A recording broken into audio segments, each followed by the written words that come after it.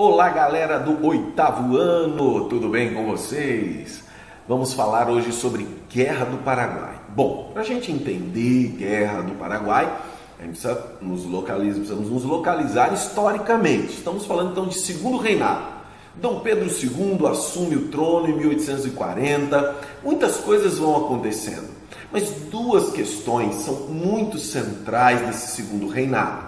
Depois de mais de 20 anos já no governo, enfrentando muitas dificuldades, mas colocando o Brasil nos eixos, nós temos então a Guerra do Paraguai e nós temos outras questões que vamos estudar, que são centrais nesse segundo reinado, como a questão da escravidão, do processo de finalização da escravidão, de abolição da escravidão e também do período do café, que são períodos importantíssimos no Brasil, no segundo reinado, ok? Então hoje a gente vai falar de Guerra do Paraguai, vamos entender essa dinâmica, como é que aconteceu essa guerra, por que essa guerra aconteceu e também, claro, as suas consequências, ok? Vamos lá então. Para a gente entender então, vamos dar uma olhada no Paraguai.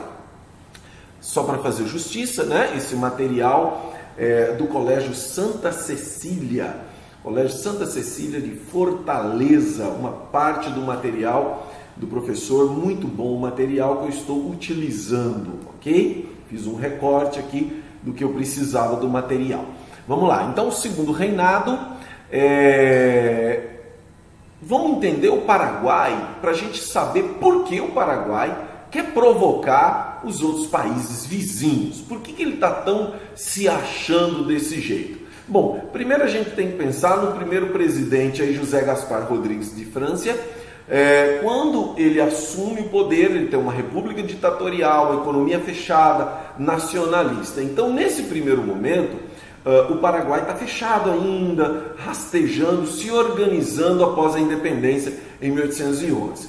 Mas aí, quando vem ao governo Antônio Carlos Lopes, né, esse já fez um governo muito bom, já colocou o Paraguai no caminho do desenvolvimento e aí ele já vai começar a experimentar um grande desenvolvimento, aliás, o maior desenvolvimento da América Latina, comércio externo, criou o serviço militar obrigatório, formou uma poderosa flotina, ou seja, uma frota de navios de guerra, instalou fábricas de armas em Assunção. Então o Paraguai começa a se tornar um país já industrializado, militarizado, já tem algumas coisas. Mas aí é com o Francisco Solano Lopes, o terceiro presidente, em 1864, completou a militarização aí da República Paraguaia, né? República Paraguaia, e aí 64 mil soldados, 28 mil reservistas,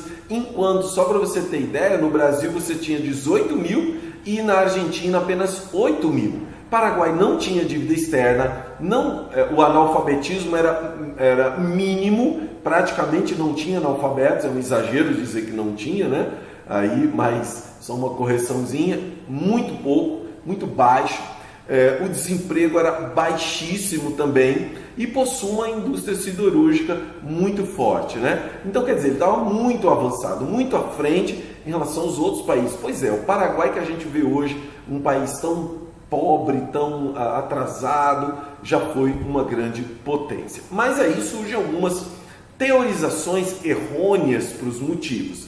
Eu vou justificar, vou corrigir aqui, apesar de estar muito bom o post, o slide do meu amigo professor aqui, mas tem algum equívoco histórico aqui que já não se aceita mais, né? Que é dizer, por exemplo, que entre os motivos fundamentais está o interesse da Inglaterra e dos Estados Unidos, principalmente da Inglaterra, em destruir o Paraguai, né?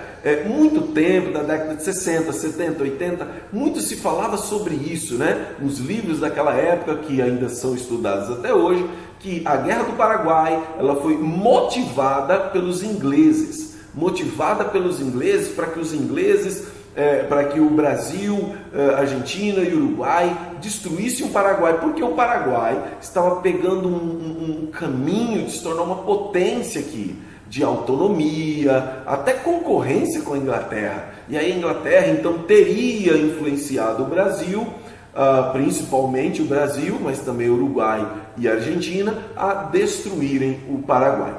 Essas teorias hoje já não estão mais em voga, ou seja, já foram abandonadas. Por quê? Acredita-se que essa guerra ela é muito mais resultado de uma questão local mesmo. Disputa de área de influência, disputa, por exemplo, de acesso ao mar. Foi um processo natural de expansão aqui, econômica, territorial, política, dentro da América. Okay? Então seria uma coisa muito mais natural aqui. Então, esse processo é deflagrado, então, por um motivo imediato, que é o aprisionamento do navio brasileiro Marquês de Olinda, no Rio Paraná, quando dirigia-se para Mato Grosso. E aí, declaração de guerra, 13 de dezembro de 1864, é a Guerra do Paraguai, aí em relação ao Brasil, quando ele toma essa decisão. E aí, a Guerra do Paraguai ela vai se estendendo, ela vai avançando. E aí, em 1865, forma-se a Tríplice Aliança. O que é a Tríplice Aliança? É a união de Brasil, Argentina e Uruguai contra então, o Paraguai. Quem liderava todo o processo de enfrentamento militar foi o presidente argentino, Bartolomeu Mitre, ele que liderou essa organização. E aí, olha só, em 1865, eram 27 mil soldados dos 3 países contra 64 mil do Paraguai. E aí essa diferença ela vai diminuindo, porque o Paraguai vai tendo muitas baixas.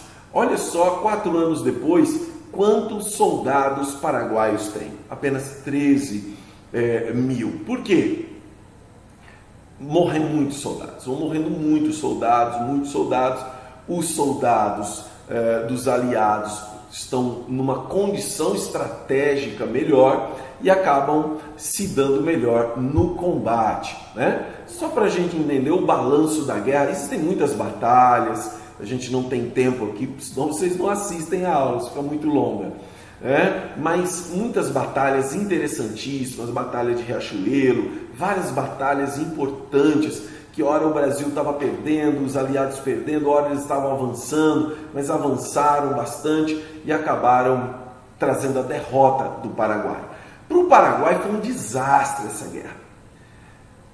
Acredita que existem muitos dados, né? Existem uns que falam em 70%, 80%, meu colega professor colocou 95%, o que é um dado muito exagerado, né? Normalmente apenas a média aí é 80% da população masculina morre no combate, 80%, perdeu 140 mil quilômetros do seu território para o Brasil e para a Argentina, principalmente a Argentina. Implicações se estendem até hoje. A pobreza do Paraguai, muitas situações, o Paraguai perde território, perde gente, o que sobram são idosos e adolescentes e um monte de milhares de viúvas.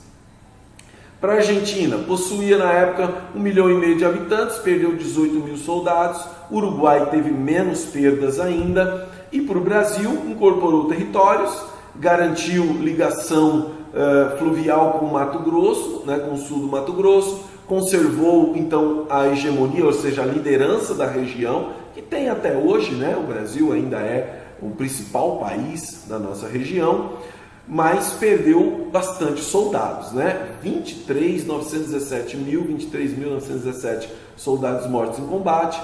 Há estudos que estimam em 100 mil civis e militares, 614 mil contos de réis, 11 vezes o orçamento do governo em 1864 foi gasto na guerra, ou seja, uma dívida externa com os ingleses muito grande. O Brasil pegou dinheiro emprestado com os ingleses, por isso até dizem, né, desse interesse inglês em financiar a guerra, mas o Brasil perdeu muito mesmo. Isso trouxe muitas críticas ao governo brasileiro, ok? Beleza então, meus alunos, Guerra do Paraguai, pesquise mais, tem muito vídeo legal também, interessante, textos interessantes para você saber mais sobre a Guerra do Paraguai. Tchau, tchau!